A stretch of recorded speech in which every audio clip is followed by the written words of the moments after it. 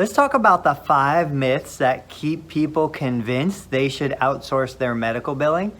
Now, I'm not against medical billing. I'm not against outsourcing it. I think that there's absolutely a time and a place for it, but I don't think it should be done because the person who owns the practice doesn't know how to do it themselves.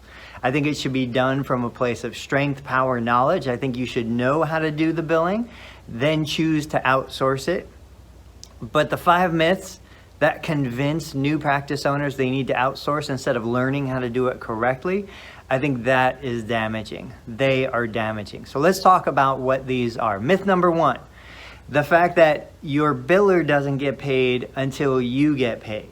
This is used as a way to kind of convince new practice owners that the biller is incentivized to collect the money that's outstanding because they won't get paid until the practice owner gets paid.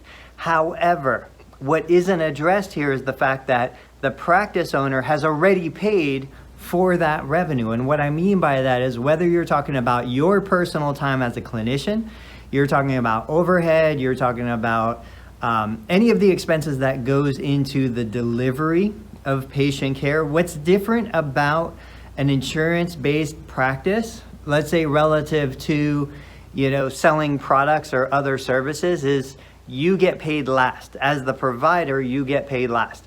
You pay all the overhead and you pay the cost of delivering the care. So in my clinic right here, it costs me about $60 an hour to provide therapy services. That's a combination of overhead and clinical cost, administrative cost, all of the expenses. I can, on average, expect to collect about $100 per hour, per session, I should say. So what I'm looking at is I've already paid $60 to deliver that care. My client already received their care. Now I'm waiting to receive $100 from the insurance provider.